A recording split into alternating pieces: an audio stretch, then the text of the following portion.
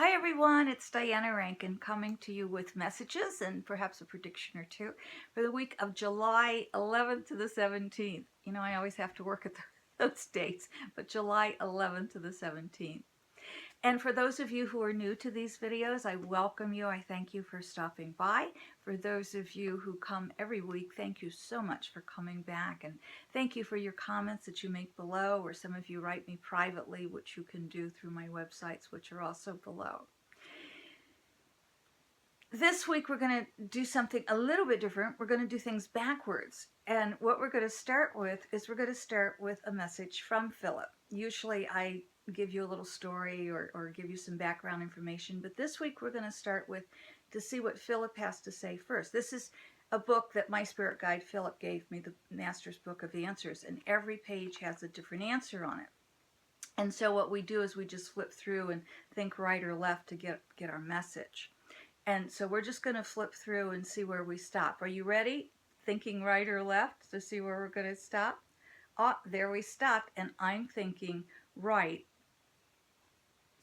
And here we go. Are you not the ones who dream? Are you not the one who dreams your dreams and weaves your fate? Are you not the one who dreams your dreams and weaves your fate? Oh, you know, that's a nice message. I like that. And so this week, what that message tells me is this week is the time to really think about what those dreams are that you want. And weave that dream into reality, whatever that dream is. And let that dream come from the heart. You know, we often dream from our heads. I want this, this, this, and this. But if we really, Joseph Campbell, great teacher of mythology, teaches us that if we, what does he say? Follow your bliss and all will be revealed to you, or all will come to you. But follow your bliss. And that's so true. And I just say follow your heart. What is it your heart is asking you to do in the world? Years ago, I was asked to do psychic readings by my heart. And I said, no, I don't want to do that. I'm a writer. And I was also raised that psychics are kind of, ooh, you know, we're not allowed to be psychics. It took me a long time to get over that. But it's interesting because I always, as a little girl, wanted a magic wand to make the world right. In fact, the book I'm working on now is a young adult novel about Anna Grace and her magic wand, how she helps to make the world right. So my bliss was, what can I do to make the world right? And I learned, I was fortunate to learn at a very young age, I do that with words. So I followed my bliss. It hasn't always been easy. I kind of wonder how many of you have it written on your birth certificate, this one shall have an easy life. I'm kind of thinking not too many of you. It's fortunate if we know what we want. If we don't know what we want, this is the week, this is the opportunity to find out what we want. What is our bliss? You can do that simply by asking yourself questions. What do I really enjoy doing? What is it that if I could do anything in the world, I would do? And you know what? I can answer that. I am doing it. I am writing. I love to write. And I am speaking. I love to speak to people. I love to speak to you individually as clients and know that some word I've said or something I've said, something I've done has been able to help you individually. I love speaking to you here with this wonderful medium, YouTube, to say maybe there's something I've said or done that's been able to help you. So this week, my friends, that which is hidden has the opportunity to come out, but that doesn't mean it's going to be easy. I know many of you have felt like, okay, I've got a dog here who needs a bath, and I'm going to gather everything together to give my dog the bath, and I've got the bucket here, or the tub, and I've got the soap, and I've got the water, and where's the dog? Well, gather the soap, go ahead and gather the water. Don't worry about the dog. The dog is going to appear in time for the bath. I hope that makes a little bit of sense for you. What I'm really trying to say is this is the week to put those ingredients together. once you put the ingredients together with intent, and that intent may be simply, my intent is to learn who I really am. My intent is to find out my mission in the world. My intent is to know how I can help the world and serve the world. Your intent could also be to make a lot of money. And that's all right too, because the more you have, the more you can help others. Got it? So this is a week of thinking about who you are. It is a week of what your intent is. And it is a week of remembering. Are you not the one who dreams your dreams and weaves your fate? Are you not the one who dreams your dreams and weaves your fate? I think so. Once you've started working on your own fate and your own dreams personally, I'm asking you to take those dreams out into the world.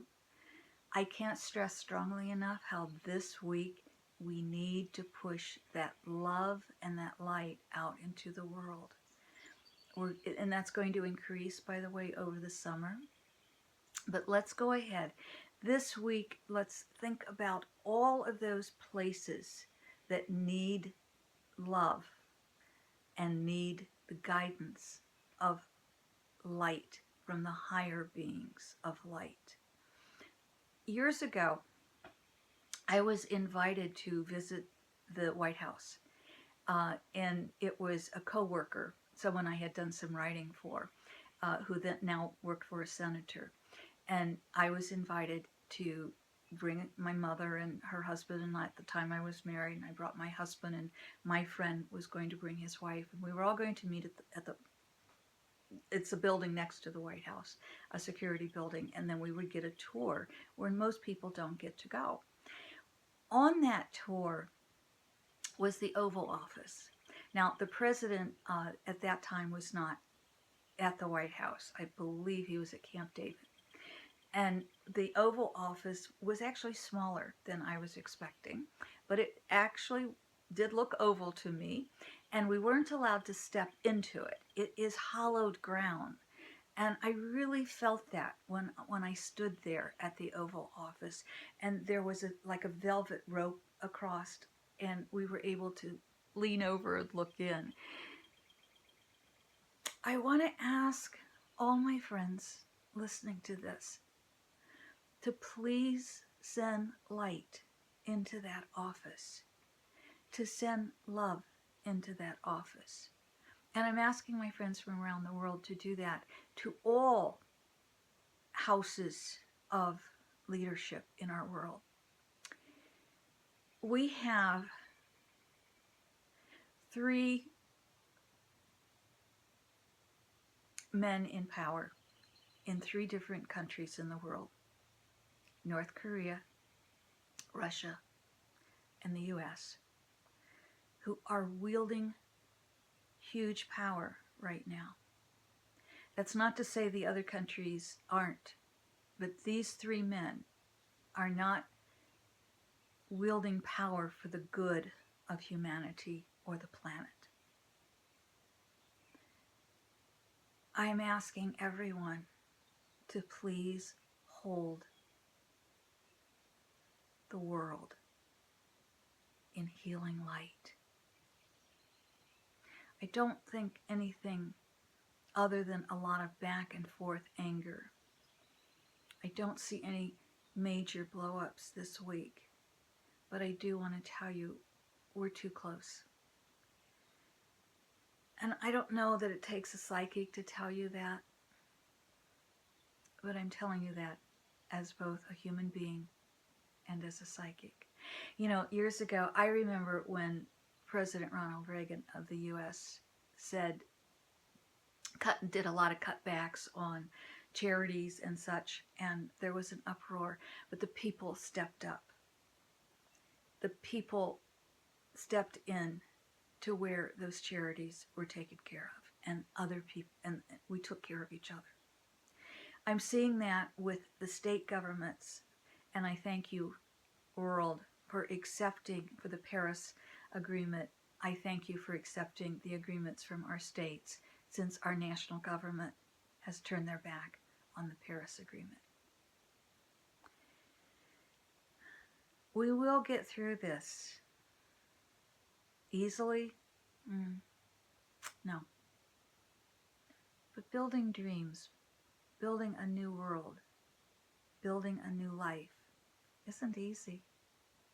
And in order to do that, we have to be able to let go of what came before. Let's do that with as much grace as we can in our personal lives and in the life of the world.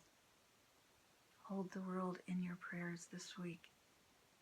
Hold each other in that energy and in those prayers.